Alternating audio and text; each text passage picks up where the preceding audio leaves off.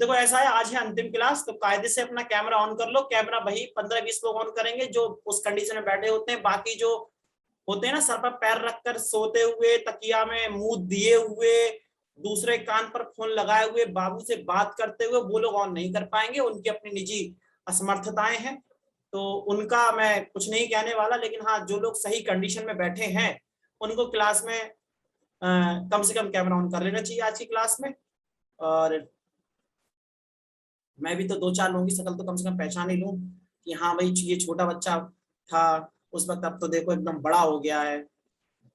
ये उस वक्त मुझसे बड़ा था, अब ये मुझसे और बड़ा हो गया है। मतलब थोड़ा लगना चाहिए माहौल। अब नम्रता इधर से कह रही है सर लास्ट क्लास क्यों है, इसका जवाब मैं दूंगा आपके लिए।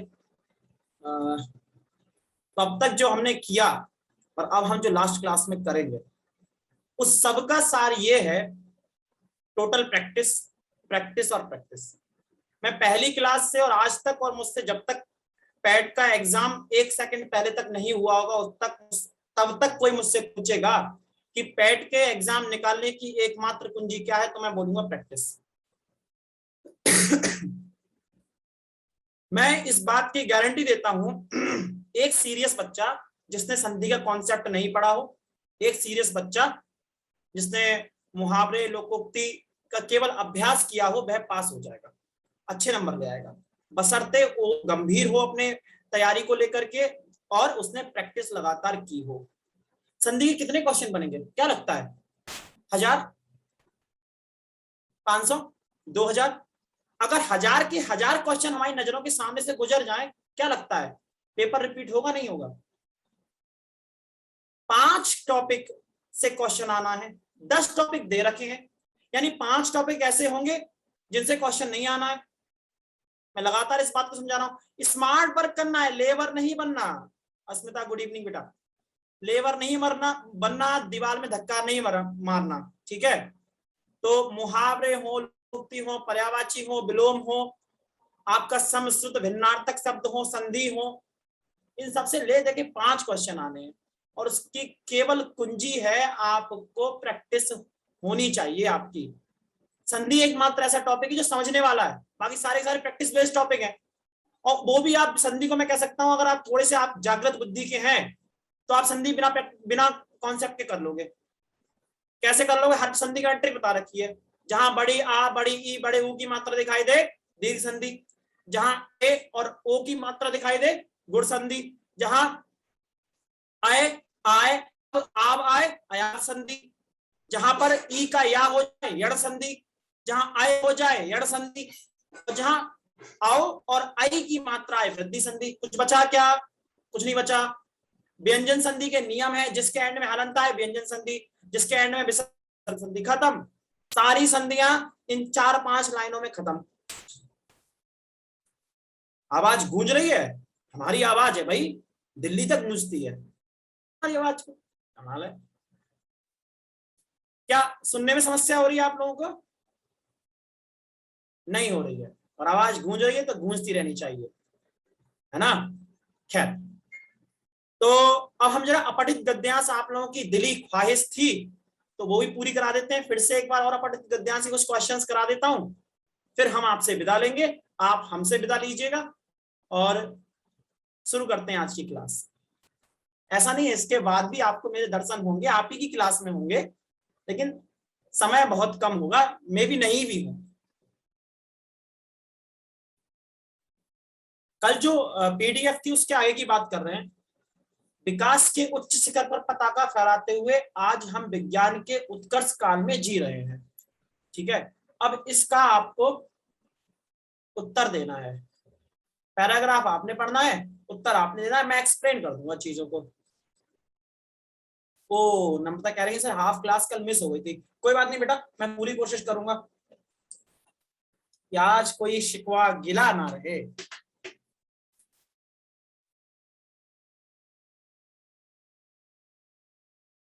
जा सिमरन जी ले अपनी जिंदगी।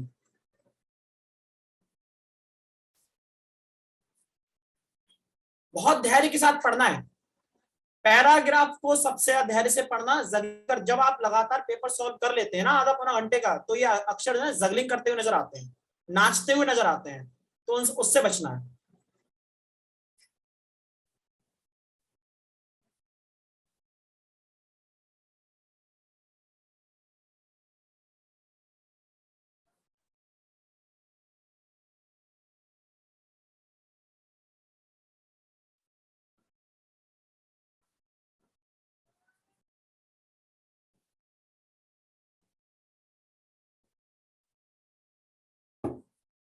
यूट्यूब पर रहेगी, यूट्यूब पर क्या है नहीं रहेगी, वो तो सर्वजन हिताय सर्वजन सुखाय चल रहा है, वो चलती रहेगी।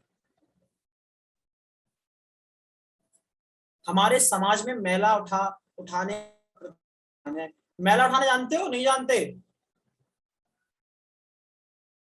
मैला उठाने से परिचित हैं आप? नहीं? गांव में आपने देखा होगा जब ये जो अपने यहाँ जो विकसित जो लैट्रिन होती हैं, जो वॉशरूम जो हम फ्रेश होने जाते हैं, जैसे शुद्ध हिंदी में पखाना भी बोलते हैं, वो पहले क्या होता था, मिट्टी का हुआ करता था। तो उसके लिए एक दलित कम्युनिटी का व्यक्ति आया करता था, उसको उठा करके फेंका करता था।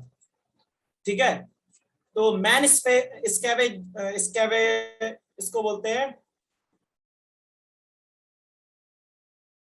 मैन स्वेंजिंग कुछ करके वर्ड है, याद आएगा। इंग्लिश में बोलते हैं इसे मैला ढोना, मतलब इंसान के द्वारा मल को उठाने की प्रक्रिया मैला ढोना कहलाती है। वो उठा करके एक दूसरे का फेंकता था। ठीक है, तो अब देखो कहां पर है इसका, घर घर मैला साफ होते करते नर नारियों के प्रति हमारा समाज संवेदनशील ना हो ऐसा नहीं है। हमारी संवेदनाएं या तो तीव्रता से उठती नहीं या स्वार्थ के आवरण से आवृत होकर घुट घुट कर मर जाती हैं। आधुनिक काल की सर्वाधिक प्रमुख विडंबना क्या है? हमारे समाज में मैला ढोने की प्रथा विद्यमान है। जहां पर इंग्लिश बाथरूम मौजूद है, जहां पर इतनी तमाम चीजें आ चुकी हैं, उस जमाने में अगर एक व्यक्ति आकर के मैला ढो रहा है, ये उस समाज के लिए अभिशाप है, तमाचा है। 70 साल की आजादी के ऊपर, 70 साल के विकास के ऊपर। आगे बढ़ते हैं साहब। हमारी संवेदनाएं या तो तीव्र उठती हैं या स्वार्थ के आवरण से आवृत होकर घुट घुट मर जाती हैं। इस कथन से कौन सा आशय मेल खाता है, बताएं।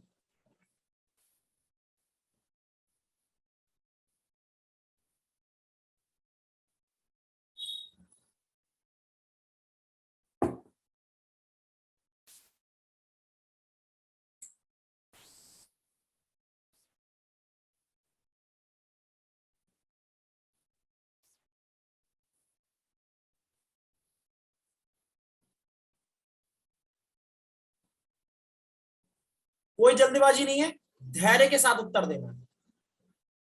जल्दी का काम शैतान का, और मुझे पूरी उम्मीद है आप में से कोई भी शैतान नहीं होगा।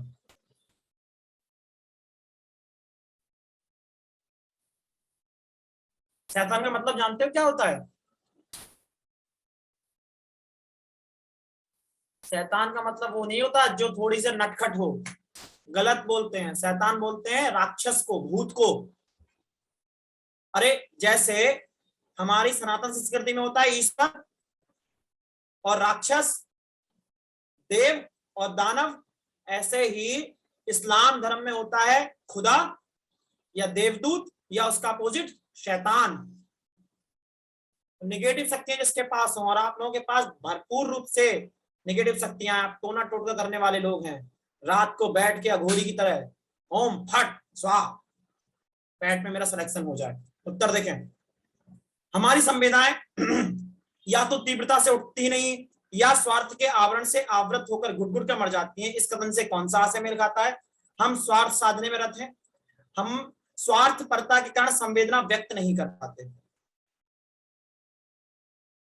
हम स्वार्थ साधने के कारण संवेदनाएं व्यक्त नहीं कर पाते। हम स्वार्थ साधने में रत होते तो हमें उसके प्रति कोई संवेदना उत्पन्न ही नहीं होती। हमारे मन में संवेदना तो उत्पन्न होती है, ये पैराग्राफ बता रहा है, लेकिन होता क्या है भाई, हमें फिर टेंशन है कि हम अपनी मल को हम साफ नहीं करेंगे तो कौन करेगा। जब हम अपना मल साफ नहीं करेंगे तो कौन करेगा? तो यार हम तो कर नहीं सकते क्योंकि हम तो समृद्ध परिवार से हैं, हम समृद्ध जाति से हैं, तो क्या करें भाई, जो गांव का या शहर का जो एक गरीब है, दलित है, उसको हम रुपए देंगे, वो करेगा।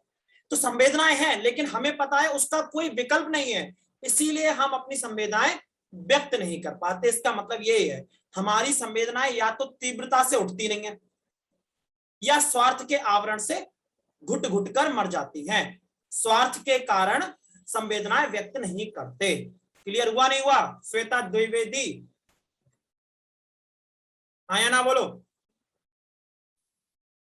किरण जी, क्या समस्या है?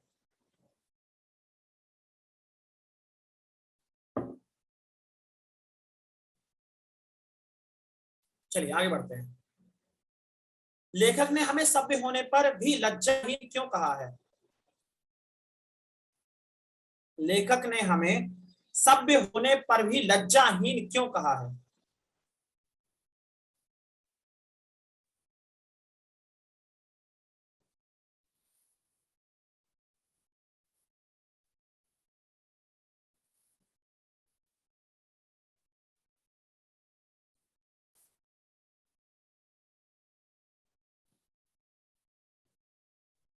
सही उत्तर बताया जाए। चलिए चलिए, समय चाहिए, लीजिए समय, लीजिए आप पूरा समय लीजिए, आराम से पढ़ के।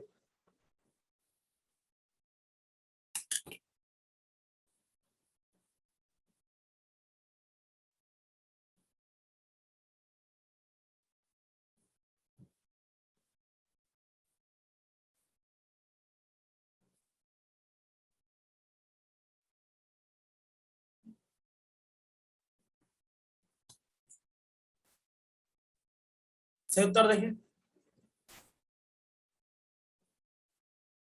अरे हम लज्जाहीन क्यों हैं?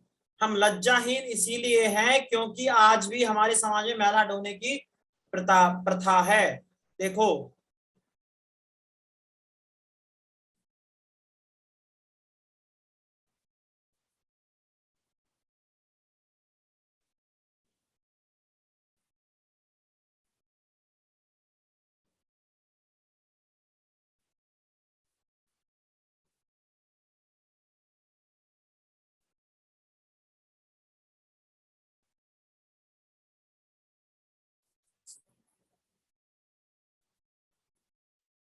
आज हम विज्ञान के उत्कर्ष काल में जी रहे हैं, परंतु ये कैसी विडंबना है कि मैला ढोने की सर्वाधिक घृणित प्रथा आज भी हमारे समाज में विद्यमान है। ठीक है, मैला ढोने उठाने की सर्वाधिक घृणित प्रथा प्रथा आज भी हमारे समाज में विद्यमान है। ठीक है, ये इसका सही उत्तर हो गया। क्लियर हुआ नहीं हुआ? ऐसा ये पैराग्राफ बोल रहा है। मेरा मन वैसे सी की तरफ ज्यादा है। विज्ञान के उत्कर्ष काल में भी मैला ढोने की प्रथा प्रचलित है। सी ही लगाओ इसका, इसका सी ही लगाओ, क्योंकि विज्ञान के काल में मैला ढोने की प्रथा है, इसका मतलब है ये ज्यादा शर्म की बात है। अगर हमारे पास इंस्ट्रूमेंट नहीं होते, टेक्नोलॉजी नहीं होती, उसके बाद मैला ढोने की प्रथा है, तो चलो भाई मजबूरी थी। आज हमारे पास गटर क्लीनर टैंक है, हमारे पास गटर क्लीनर तमाम तरीके की मशीनें आ चुकी हैं, उसके बावजूद जब साइंस और टेक मौजूद है, फिर मैला ढोने की प्रथा है, तो मैं इसका उत्तर सही सी ही दूंगा, ए नहीं मानूंगा। ठीक है, ए नहीं होगा, ज्यादा सही सी ही है, ज्यादा सही सी ही है। ठीक है, और इसमें लिखा होता है सर्वाधिक उपयुक्त विकल्प चूज करना है। उपयुक्त तो सारे ही होते हैं, सर्वाधिक उपयुक्त चूज करना होता है। ठीक है, बढ़ो आगे। अगला देखें, हमारे लिए जो निकृष्ट और घृणित घृणित कर्म है, उनके लिए वही एक सत्कर्म है। इस कथन में सत्कर्म से क्या अभिप्राय है? भीख मांगना, पुरोहित का राग अलापने का कार्य, शोषित और तिरस्कृत लोगों को मुक्ति दिलाने का कार्य, मैल उठाने का कार्य।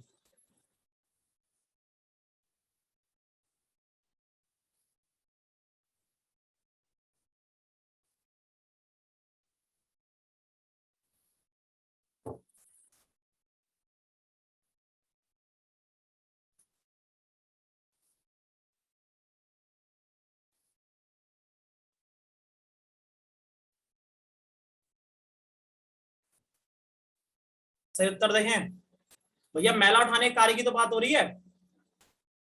शोषित और तिरस्कृत लोगों को मुक्ति दिलाने का कार्य बिल्कुल नहीं हो सकता, क्योंकि ये एक नकारात्मक सेंटेंस है, तो इसका उत्तर भी नकारात्मक होगा। ये एक सकारात्मक सेंटेंस है, ठीक है।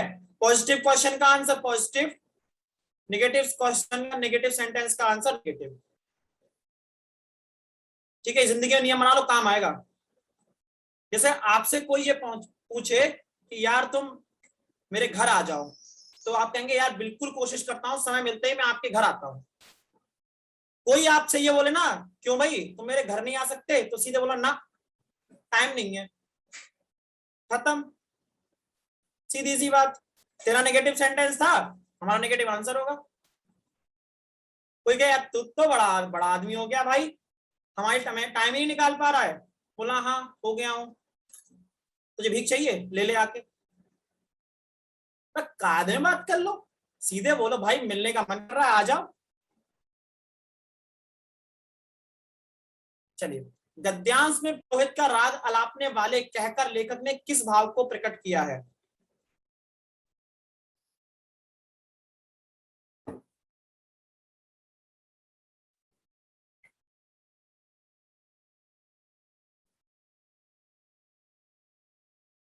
किसको बुरा लग जाएगा भाई? वो बोल रहा हमें बुरा नहीं लग रहा है। एक बच्चा कह रहा है कि सर बुरा लग जाएगा आप अगर हम उसको ऐसे रिप्लाई करेंगे। भाई वो हमसे भी तो बोल रहा है कि तू आ नहीं सकता, हमें उससे पहले बुरा लग गया, तभी तो हमने बुरा लग के उत्तर दिया है उसे बुरा वाला।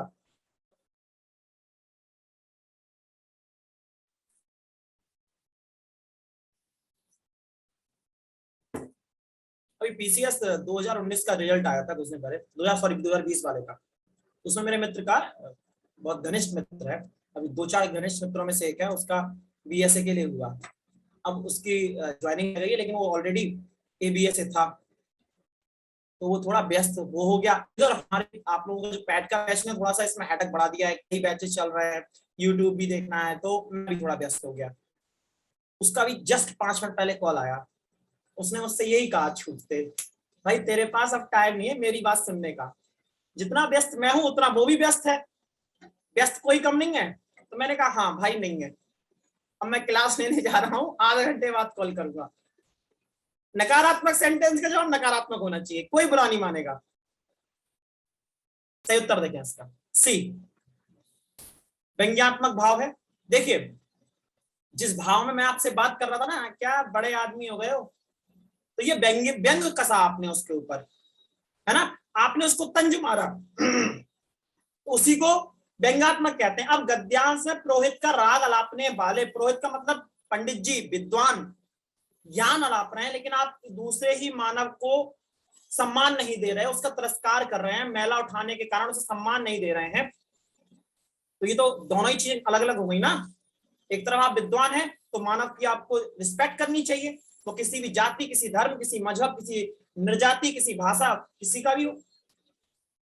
तो ये जो आपका मतभेद है उसको रिप्रेजेंट कर रहा है, इसीलिए व्यंग्यात्मक भाव है, ठीक है, उपहासात्मक नहीं है। व्यंग और उपहास में अंतर है।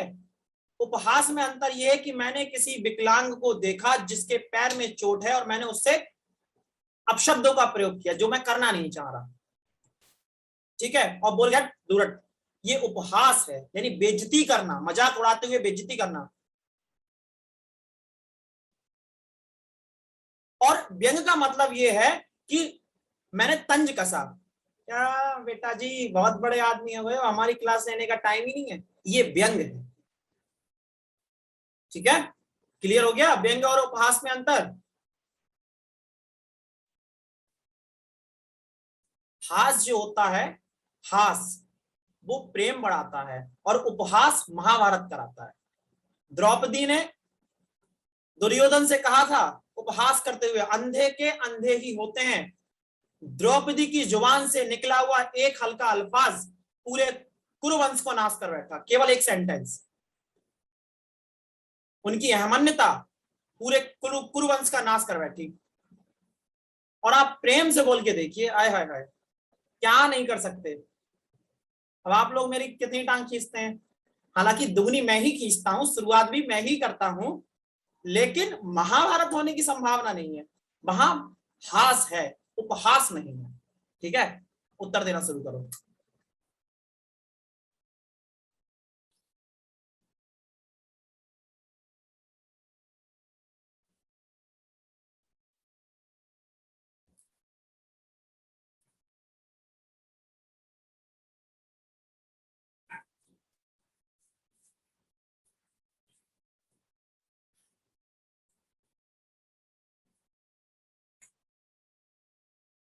ऐसे भारी भरकम प्रश्नों का हम कहां से जवाब दें?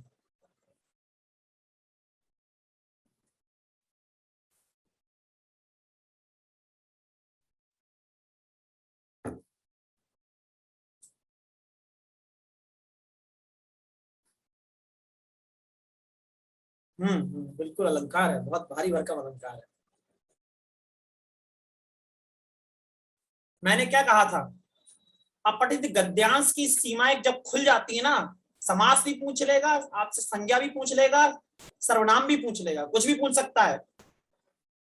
पैट का जो कोर्स और जगह चल रहा है, मैं किसी को मतलब आलोचना नहीं कर रहा, लेकिन मैं एक बात ये समझाना चाह रहा हूं, वहां कहीं भी समास, अलंकार, सर्वनाम और संज्ञा को पढ़ने को नहीं बोला जा रहा है। और मैं खुद 99% मान के चल रहा हूं ये नहीं आएंगे एग्जाम में, लेकिन 1% बचने के लिए एक खाना तो खाली छोड़ोगे, सब जगह से घिर जाओगे तो घोड़ा 2.5 चाल चल के दिमाग से मार देगा, चेक एंड मेट हो जाएगा। इसीलिए जिंदगी में एक खाना हमेशा खाली छोड़ना बचने के लिए, कि वहां खड़े होके चेक एंड मेट ना हो, घोड़ा चाहे 2.5 चले, हाथी चाहे सीधा, वजीर चाहे चले एकदम सर पे आके खड़ा हो जाए, चेक एंड मेट ना हो पाए। जहां चेक एंड मेट हुआ, रानी को कोई और ले जाएगा। रानी गई, राजा अकेला, टाए टाए फिस। ठीक है, चलिए उत्तर देखें। बी है, इसमें मानवीकरण अलंकार है। ध्यान से सुनना, भारत के दैदीप्यमान मस्तक को मलिनता पूर्ण बना दिया है। भारत क्या है? एक देश है। सजीव है क्या? हाँ या ना बोलो, सजीव है क्या? नहीं है, निर्जीव है। हमारा वो तो सम्मान है ना अपने देश के लिए, हम उसे भारत माता बोलते हैं, कहने को तो निर्जीव है। जब किसी निर्जीव वस्तु का इस प्रकार से वर्णन किया जाता है कि मानो वह मानवीय गुणों से परिपूर्ण हो जाए, बोलने लगे, हंसने लगे, रोने लगे, ठीक है, तब आप कहते हैं इसका मानवीकरण हुआ है, पर्सोनिफिकेशन हुआ है। पर्सोनिफिकेशन हुआ है जब किसी भी निर्जीव वस्तु में मानवीय गुणों को कभी उतार देता है, तब होता है उसका पर्सोनिफिकेशन, मानवीकरण। इसीलिए यहां पर मानवीकरण अलंकार होगा। भारत माता की जय। चल, सृष्टा से अत्यधिक क्रूरता से इनके भाग्य को रचा है, यह कथन इस संदर्भ में प्रयुक्त हुआ है। मैंने 3 क्लास करा दी आपकी अपठित गद्यांश की, 10 नंबर का आएगा। अब दोषी मैं नहीं हूं, दोषी आप है। काल की अदालत में जब निर्णय होगा तो मैं अपने आप को सुरक्षित पाऊंगा। मैं ईश्वर से बिल्कुल निर्भीक होकर बोलूंगा, मैंने जिन बच्चों से जो वादा किया था, मैं अपने कार्य पूरे करके गया जा रहा हूं। अब बाकी बच्चों ने जो मुझसे वादा किया कि सर हम सिलेक्शन लेंगे, सर ईमानदारी से नौकरी करेंगे, ट्रांसफर झेल लेंगे, रिश्वत नहीं लेंगे, सर 22,000 की तनख्वाह में 2 लाख की कोठी होगी, 2 करोड़ की कोठी नहीं होगी, ये सब वादे अब आपको निभाने हैं, ये मुझे नहीं निभाने। ठीक है, भौतिक जीवन में जीना चाहिए, लेकिन भौतिकता की रेस में हम इतने आगे ना बढ़ जाएं कि पीछे मुड़कर देखें तो सिर्फ मरुस्थल दिखाई दे।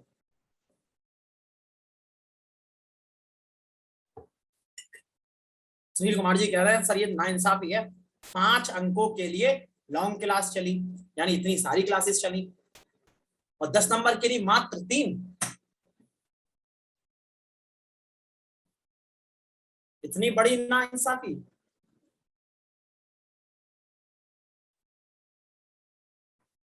क्या चाहते हैं, रोज इधर ही चले आए मुंह उठा के, और बच्चों को नहीं ना पढ़ाएं क्या?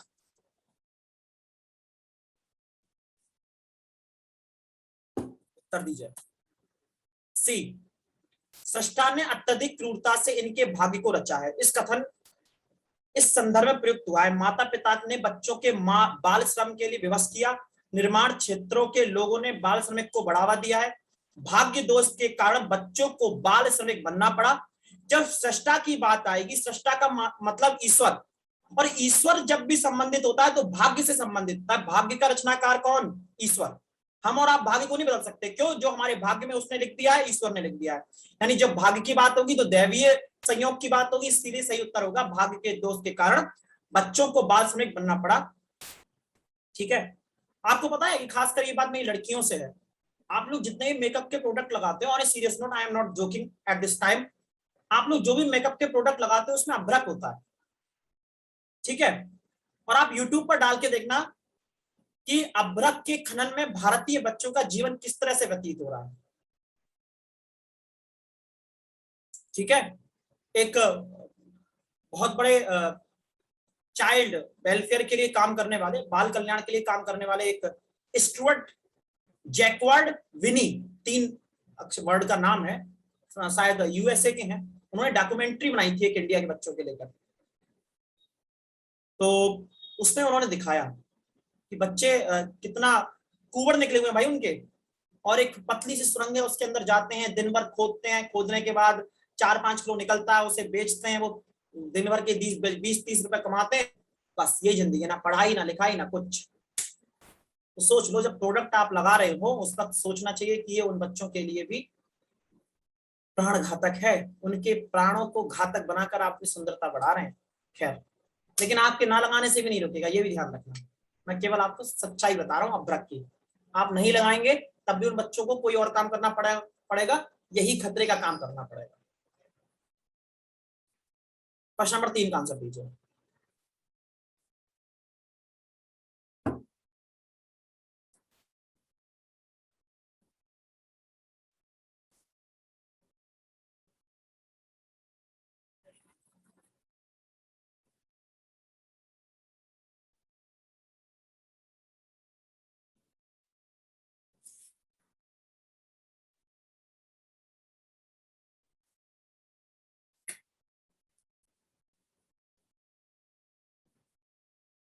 सही उत्तर देखें इसका,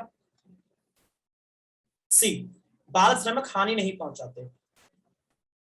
देखो होता क्या है, बच्चे जो होते हैं ना, वो पेंशन की डिमांड नहीं करते, वो छुट्टी की डिमांड नहीं करते, उनके अपने राइट्स नहीं होते कि 8 घंटे ड्यूटी करनी है, उन्हें 1 घंटे का लंच चाहिए, नहीं, उन्हें डांट के डपट के जो काम कराने वाला होता है काम करा लेता है।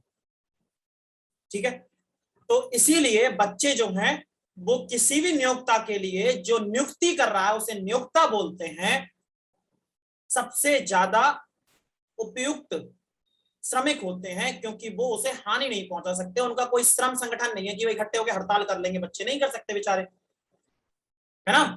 हालांकि सरकार ने काफी हद तक अब इस पे काम किया है, और ऊपर वाले के रहम से हम काफी अच्छा कर रहे हैं और आगे भी सुधार करेंगे, लेकिन बच्चों की इस कंडीशन दयनीय है। ठीक है, समझ में आ गया? डाउट तो नहीं है? जल्दी कहाँ करा रहे हैं भाई, पेपर में इतना टाइम थोड़ी ना मिलेगा, 2 पैराग्राफ तो कम से कम करोगे, 1 घंटे में नहीं करोगे।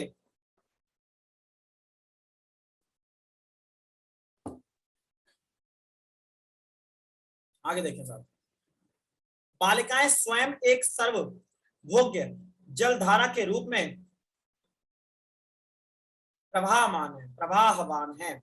यह कथन किस तथ्य को रेखांकित कर रहा है?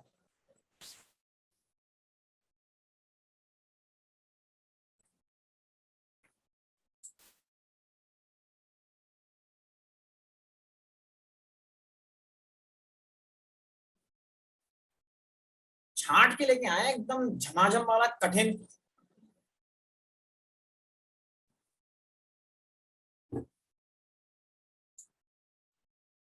अच्छा, कुछ कमबख्त ऐसे हैं ना क्लास में, केवल वो मेरी शक्ल देखने को ही बैठे हुए हैं, उत्तर दे ही नहीं रहे। बहुत पैसा है, पैसे की कमी है नहीं उनपे, उत्तर नहीं दे रहे।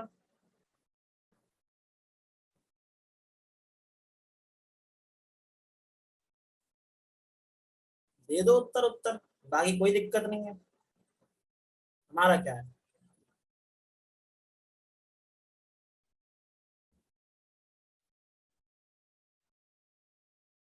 डी, बाल श्रम से बालिकाओं की यौन शोषण की प्रवृत्ति बढ़ रही है। बाल श्रम से बालिकाओं के यौन शोषण की प्रवृत्ति बढ़ रही है। देखें साहब, बाल श्रम रूपी असुर के बंधन में जकड़ी बालिकाओं और किशोरियों की स्थिति तो और भी भयानक है। माता पिता की दारिद्र्य मुक्ति हेतु भागीरथी प्रयास करती बालिकाएं स्वयं एक सर्वभोग्या जलधारा के रूप में प्रवाहमान है। सभी लोग जो चाहे उनका भोग कर लेता है,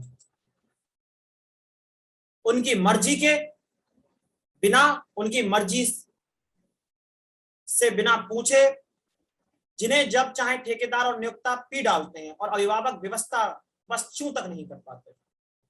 यौनाचार का जो घिनौना चेहरा आज संपूर्ण समाज में दिखाई दे रहा है, उसके पीछे बाल श्रम की भी अभिवृद्धि प्रमुख रूप से उत्तरदायी है। समझ रहे हैं आप?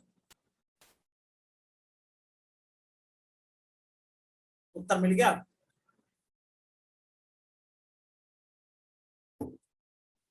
एसी कमरे में बैठने के पश्चात गरम गरम चाय पीते हुए और अच्छे अच्छे बच्चों को पढ़ाते हुए ये पैराग्राफ पढ़ते हुए बहुत अच्छे लगते हैं, लेकिन 1% अगर आपने आंखें मूंद करके सेंस लगाया कि ये लड़कियां ये लड़के क्या जिंदगी जी रहे हैं, आप 100 बार नमन करेंगे वो ईश्वर को, 100 बार।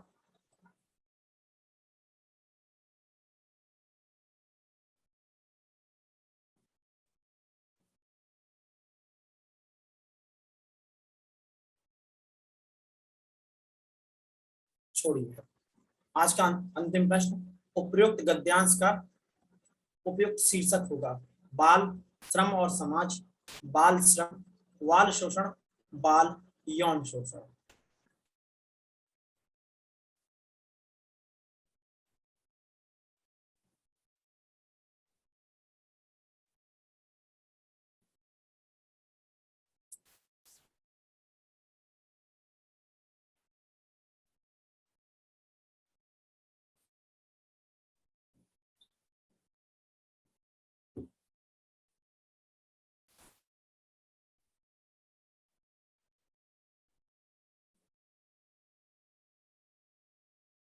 और इस हालत की लड़कियां खुद जिम्मेदार है अपनी, ये जो हालत है ना।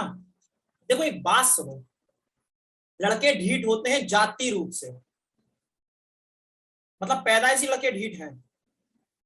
एक घर में आपको पता है कि इस मोहल्ले में चोर रहते हैं और आप अपने घर में ताला लगा के नहीं जाए तो चोरी तो हो जाएगी। मैं ये नहीं कह रहा आप रात के 1 बजे नहीं निकल सकते, बिल्कुल निकलिए, आपका संवैधानिक अधिकार है, किसी माई के लाल में दम नहीं है, लेकिन कम से कम अपने आप को इतना सबल तो बना लो कि कोई आपसे आगे बढ़े धमाके 1-2 कान नीचे। ठीक है, गालियां सीख लो, नहीं आती हैं तो लड़कियों, अभी छोटी हो, बाहर निकलोगी काम आएंगी। चीखना आना चाहिए लड़कियों को, गाली देना आना चाहिए लड़कियों को, मैं सच में ये बोलता हूं और इस बहुत जिम्मेदारी के साथ बोल रहा हूं आपसे।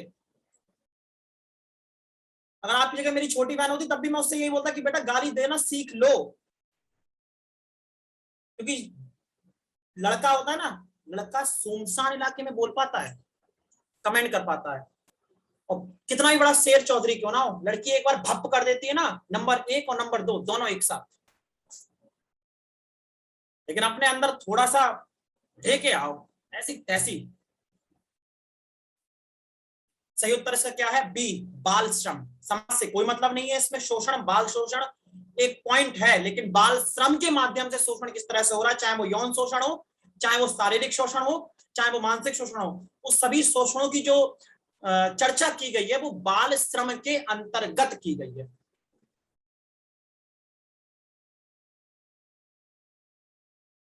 ठीक है, क्लियर हुआ?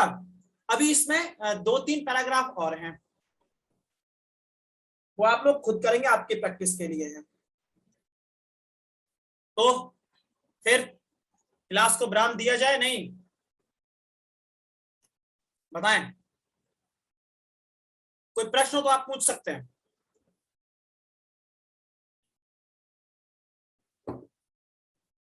नो सर कहने वालों के लिए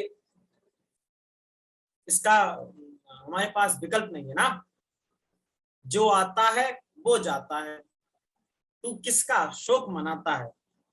हाँ बिल्कुल बिल्कुल, सुनील जी कह रहे हैं सर नेक्स्ट क्लास कब लगेगी? नेक्स्ट क्लास आपकी हिंदी की नहीं लगेगी और चलती रहेंगी।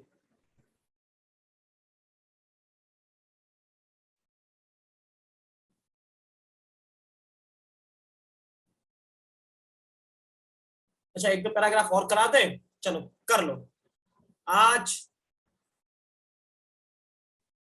ये लो, अपने अपने हाथ रोक लो स्क्रीन से वे, ये जो लिख रहे हो ना गंदगी कर रहे हो।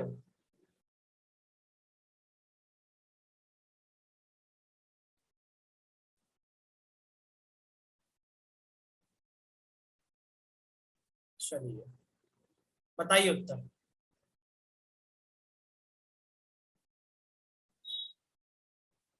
शर्मा जी कुछ बोलना चाह रहे हैं, बोले शर्मा जी।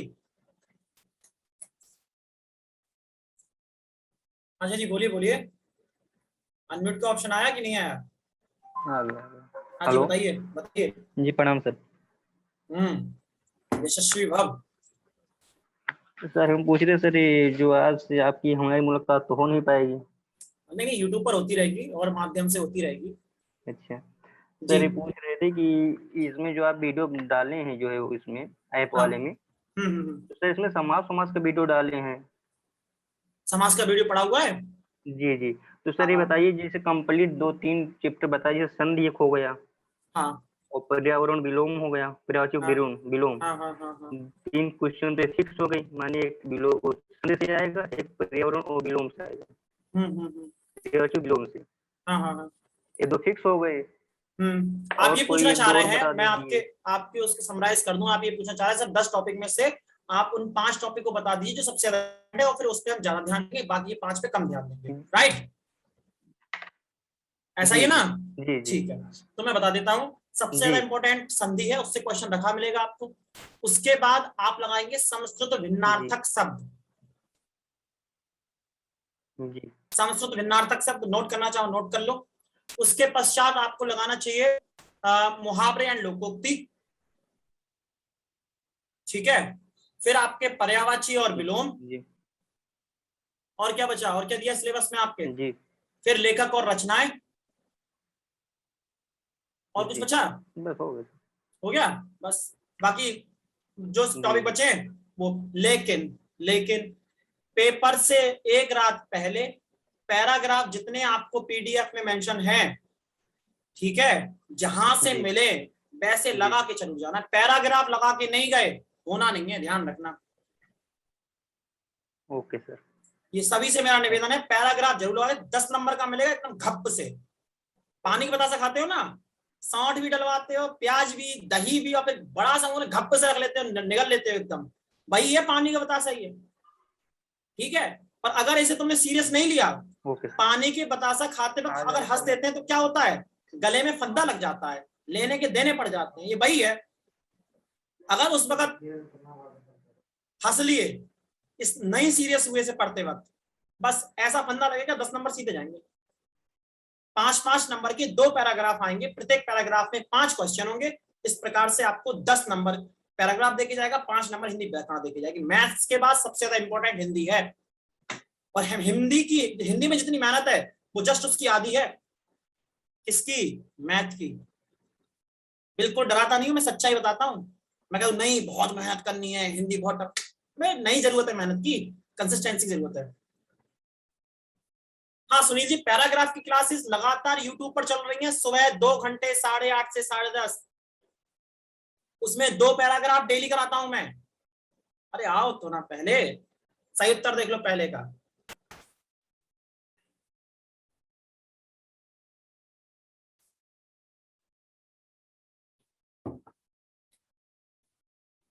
पहले जरा इसको पढ़ लो।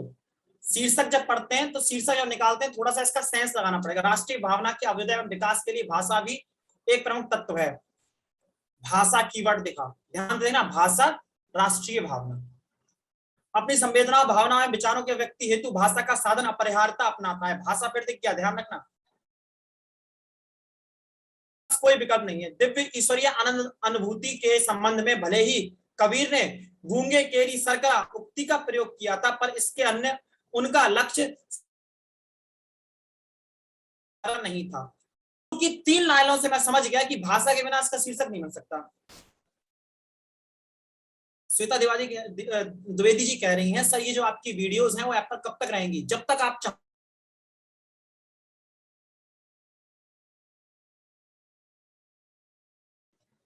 ठीक है। और तुम लोग कितनी बार देखोगे उन क्लास को? मैं तो एक बार से ज्यादा देख नहीं पाता रिकॉर्डेड क्लास, मतलब अपनी तो मैं देख सकता हूँ, मतलब अपने टीचर्स की एक या दो बार। बहुत अच्छे जो मेरे फेवरेट टीचर है उनकी क्लास को मैं अनलिमिटेड टाइम देखता रहता हूँ, खाली टाइम में देखता रहता हूँ। लेकिन सामान्यतः एक क्लास को एक ही बार देख पाएंगे आप, ज्यादा ज्यादा 2 बार देख लेंगे बस। ठीक है, समझ में आ गया? तो राष्ट्रीयता और भाषा का महत्व कैसे निकालते हैं शीर्षक? देखो बार बार भाषा आएगी, फिर से अगला लाइन पढ़ दो। विद्वानों की मान्यता है किसी एक राष्ट्र के भूभाग की भौगोलिक विविधताएं तथा उसके पर्वत सागर सरिताएं आदि की बाधाएं उस राष्ट्र के निवासियों के परस्पर मिलने जुलने में अवरोधक सिद्ध हो सकती हैं। उसी प्रकार भाषागत विभिन्नता से भी उनके पारस्परिक संबंधों में निर्बाधता नहीं रह पाती। समझ रहे हो कितनी बार भाषा और राष्ट्र आया है? इसका मतलब क्या हुआ? राष्ट्रीयता और भाषा तत्व इसका शीर्षक होगा। इज दैट क्लियर और नॉट?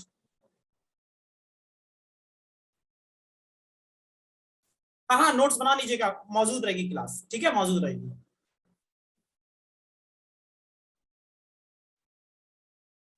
मत लो तनाव, मौजूद रहेगी। क्लियर हो गया? अब तो फिर चलते हैं, अब क्लास को विराम देने का समय आ ही गया है। अब इससे हमसे ना हो पाएगा। कहने का मतलब ये, पैराग्राफ जितना चाहो उतना कम है, अब आपकी मेहनत ज्यादा है। ठीक है, हम कॉन्सेप्ट समझा चुके हैं, बता चुके हैं आपको करना क्या है। तो मैं आप सभी को ये शुभाशीष देना चाहता हूं, ईश्वर से ये प्रार्थना करना चाहता हूं कि आप मुझे जब भी मिलें एक सफलतम व्यक्ति के रूप में मिलें। और मेरे माध्यम से यदि किसी को कभी भी कुछ हृदय विदारक क्षति हुई हो तो उसके लिए मैं क्षमा प्रार्थी हूँ। मेरा कभी उद्देश्य आपको किसी भी व्यक्ति को हर्ट करना नहीं था। अगर कोई हर्ट हो गया हो तो उसके लिए मैं क्षमा प्रार्थी हूँ। बाकी मेरा कुछ काट पाओगे नहीं, ये बात तुम भी मुझे जानती हो। मैं इंसानियत के तौर पर अपनी गलती मानकर बोल रहा हूँ। और आप सभी के संग रहकर मुझे अच्छा लगा, एक अच्छा समय हमने व्यतीत किया। और वो अफसाना जिसे अंजाम तक लाना न हो मुमकिन, कल भी मैंने ये शेर दोहराया था, आज फिर दोहराऊंगा, उसे एक खूबसूरत मोड़ देकर छोड़ना अच्छा। तो फिलहाल मैं मान के चल रहा हूँ मेरी क्लास आधिकारिक तौर पर आज खत्म हो चुकी है। बीच में 1-2 बार हो सकता है एग्जाम से पहले, अगर मेरा मन किया तो मैं टीम से बोल दूंगा तो मेरा लेक्चर क्लास में लग जाएगा, अगर मेरा मन किया तब। लेकिन आप ये मानकर चलिए आपका आज कोर्स खत्म हो गया है। और मैंने ईमानदारी से अध्ययन किया है कि मैंने शायद कोई भी टॉपिक नहीं छोड़ा है। और उसके बाद अगर आपको कुछ लगता है तो आप कुछ कहना चाहते हैं तो मुझे बता सकते हैं, तो फिर मैं आपकी बात के लिए उस पर कुछ अमल करूंगा।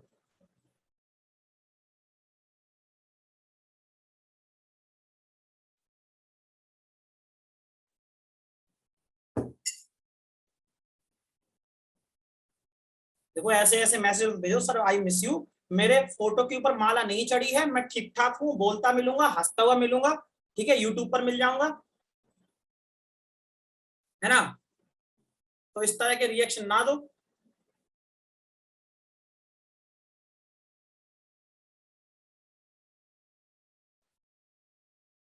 वेलकम जी, वेलकम।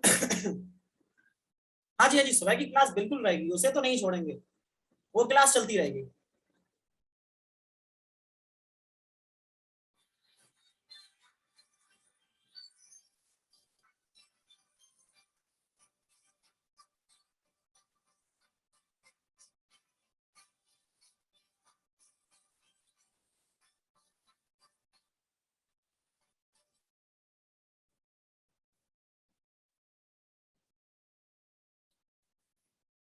आफ्टर पैट क्या? अच्छा, किसी ने हैंड रेज किया है। किरण तिवारी जी बोलिए, कुछ बोलना चाह रही हैं, आप बोल सकती हैं, आपका माइक अनम्यूट है। हाँ जी बोलिए। नमस्ते जी, बताएं।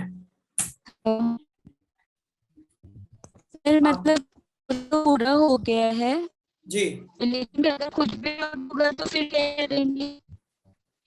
हाँ कोई प्रॉब्लम हो तो फिर क्या करेंगे? इसीलिए तो हमने बोला ना हम एक बार कोशिश करेंगे एग्जाम से पहले हाँ आने की। संडे को मेरा डाउट सेशन हमेशा रहेगा, बाबू। संडे तक मेरा डाउट सेशन हमेशा रहेगा। ठीक है, ओके संडे। सर। हाँ हाँ। ओके। तो फिर चले अब।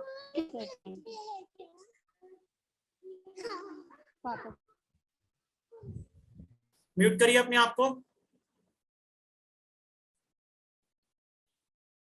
ठीक है,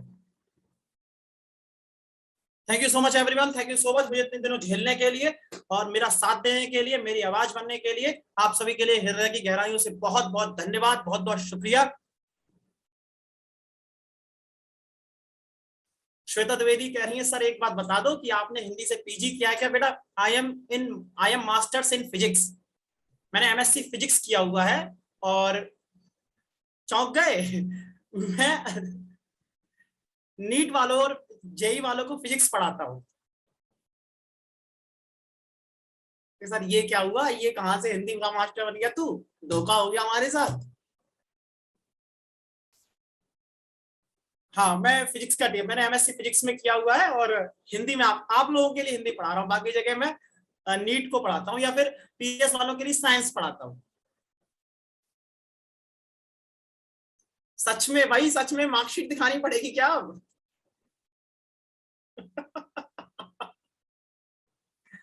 क्या आप बता रहे हो पूरा पढ़ा दिया, लुट गए? गलत सलत पढ़ा के चला गया होगा ये। आज चेक ही करूंगी सारे नोट्स। बात कर दिया मिलके हमारे लिए। और आज आखिरी क्लास में बता रहे हो, पहले ही बेटा पूछ ली होती क्वालिफिकेशन तब नहीं बताता।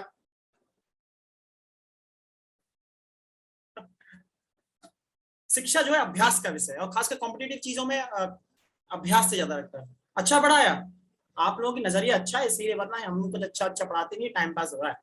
ठीक है, और बाकी सीख गए पढ़ाते पढ़ाते चीजों को कैसे डील करना है। हिंदी को हमने उस तरह से पढ़ा है जिस तरह से हम पढ़ते थे, और जब कोई हमारे टीचर पढ़ाया करते थे काफी अच्छे टीचर भी मिले और कुछ खराब टीचर भी मिले। दोनों तरह की हो सकते हैं, मैं अच्छा भी हो सकता हूं, मैं खराब हो सकता हूं, इसका एसेसिनेशन आप करेंगे, आकलन आप करेंगे। लेकिन जिस टीचर की अच्छी बात थी वो मैंने नोट डाउन करी, जिस टीचर की खराब बात थी उसको भी नोट डाउन किया कि वो मैं अपनी क्लास में अप्लाई नहीं करूंगा, मेरे अंदर ढेर सारी कमियां हैं। आप लोग उन दोनों को नोट करना। अगर आपको पढ़ाने का मौका मिले तो मेरी जो कमियां हैं उनको साइड में रखना, जो मेरी अच्छाइयां हैं उनको ग्रहण करके बच्चों को, आगे आने वाली पीढ़ी को पढ़ाने का प्रयास करना। बस ये ध्यान रखना। मित्रवत अगर आप अध्यापक बनेंगे तो आपसे आपके स्टूडेंट सहज हो पाएंगे, आपसे आपके स्टूडेंट सारी बात कर पाएंगे। और यही एक टीचर की सफल होने की निशानी है कि आपसे आपका स्टूडेंट आपसे आपके विषय से अलग कितनी बात कर पाता है।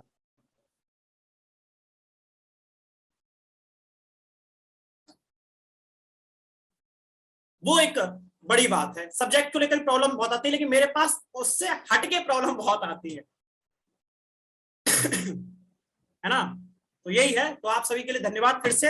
अब कितनी बार धन्यवाद बोलो, इतनी इज्जत मैं देता नहीं हूं वैसे, तुम जानते हो। अभी 2 मिनट में फिर शुरू हो जाऊंगा अपने फॉर्म में, अब निकलो। बाकी आप सभी के लिए बहुत धन्यवाद। ठीक है, बीच में आना होता रहेगा लेकिन कोर्स आपका खत्म है। रिवीजन मत छोड़ना, ये ध्यान रखना। रिवीजन अगर छोड़ दिया तो आप अपने पैरों पर कुल्हाड़ी मार रहे हैं। ठीक है, चलिए थैंक यू सो मच, बहुत बहुत धन्यवाद आपके लिए। बेस्ट ऑफ लक, अच्छे से एग्जाम देना। और